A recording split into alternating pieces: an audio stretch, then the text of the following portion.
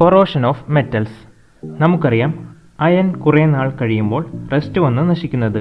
ഇതിന് കാരണം കൊറോഷനാണ്. കൊറോഷൻ എന്നാൽ ഒരു കെമിക്കൽ റിയാക്ഷൻ തന്നെയാണ്. അതായത് ഒരു കെമിക്കൽ റിയാക്ഷൻ നടന്ന് മെറ്റൽ നശിക്കുന്നതിനാണ് കൊറോഷൻ എന്ന് പറയുന്നത്.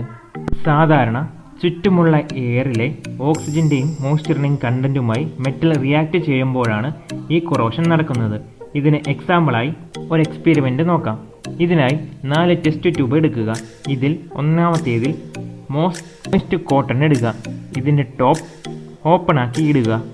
രണ്ടാമത്തേതിൽ ക്യുക്ക് ലൈം ഇട്ടതിന് ശേഷം ടെസ്റ്റ് ട്യൂബിൻ്റെ മുകൾ വശം ക്ലോസ് ചെയ്യുക. മൂന്നാമത്തേതിൽ സോഡിയം ക്ലോറൈഡ് സൊല്യൂഷൻ ഇടുക. മുകൾ ഭാഗം തുറന്നു വയ്ക്കുക. നാലാമത്തേതിൽ ഡൈലൂട്ടഡ് HCl ഓർ വിനെഗർ ഒഴിച്ചു വെച്ച് മുകൾ ഭാഗം തുറന്നിടുക. ഇതിൽ ഓരോന്നിലും തുരുമ്പെടുക്കാൻ ആണി ഇറക്കി വയ്ക്കുക. ഒരാഴ്ചയ്ക്ക് ശേഷം ഒബ്സർവ് ചെയ്യുക.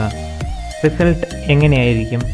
അതായത് NaCl സൊല്യൂഷൻ ഇട്ട ടെസ്റ്റ് ട്യൂബിലും ഡൈലൂട്ടഡ് HCl ഓർ വിനെഗർ ഇട്ട ടെസ്റ്റ് ട്യൂബിലും ഉള്ള ഇരുമ്പായിരിക്കും കൂടുതൽ തുരുമ്പിച്ചിരിക്കുന്നത്.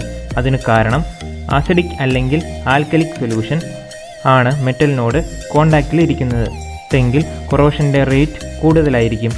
ഇത് കഴിഞ്ഞാൽ ഇരുമ്പാണി ഏറ്റവും കൂടുതൽ തുരുമ്പെടുത്തിരിക്കുന്നത് മോയ്സ്റ്റ് കോട്ടൺ ഇട്ട ടെസ്റ്റ് ട്യൂബിലായിരിക്കും. എന്നാൽ ക്യുക്ക് ലൈം ഇട്ട ടെസ്റ്റ് ട്യൂബിൽ ഇരുമ്പാണി തുരുമ്പെടുത്തതായി കാണാൻ സാധിക്കില്ല. കാരണം ക്യുക്ക് ലൈം ഒരു ഡ്രൈയിങ് ഏജൻ്റ് ആണ്. അതുകൊണ്ട് തന്നെ ഇവ ടെസ്റ്റ് ട്യൂബിൽ മോയ്സ്ചർ മുഴുവൻ അബ്സോർവ് ചെയ്യുന്നു. കൂടാതെ ടെസ്റ്റ് ട്യൂബിന് മുകളിൽ ഭാഗം ക്ലോസും ചെയ്തിരിക്കുന്നു. ആയതിനാൽ ഇരുമ്പാണി ഒരാഴ്ച കഴിഞ്ഞാൽ നോക്കിയാലും പഴയ പോലെ തന്നെ കാണാം. ഇതിൽ നിന്നും റസ്റ്റിംഗ് നടക്കണമെങ്കിൽ ഓക്സിജനും അല്ലെങ്കിൽ മോയ്സ്ചറിൻ്റെയും കണ്ടൻറ്റ് വേണം. കൂടാതെ ആസിഡ് അല്ലെങ്കിൽ ആൽക്കലി പ്രസൻസ് ഉണ്ടെങ്കിൽ റസ്റ്റിംഗ് ഇരട്ടി വേഗത്തിലായിരിക്കും. ഇതുകൊണ്ട് തന്നെ ഹൈലി റിയാക്റ്റീവായ സോഡിയം, പൊട്ടാസ്യം എന്നിവയൊക്കെ കെറോസിനിലിട്ടാണ് സ്റ്റോർ ചെയ്യുന്നത്. കൂടാതെ ഗോൾഡ്, സിൽവർ എന്നിങ്ങനെയുള്ള മെറ്റൽസ് പെട്ടെന്ന് കൊറോഷൻ നടക്കുകയുമില്ല. ഈ കൊറോഷൻ പ്രിവെൻറ്റ് ചെയ്യുന്നത് എന്തൊക്കെയാണെന്ന് നോക്കാം. Painting, applying grease, allowing.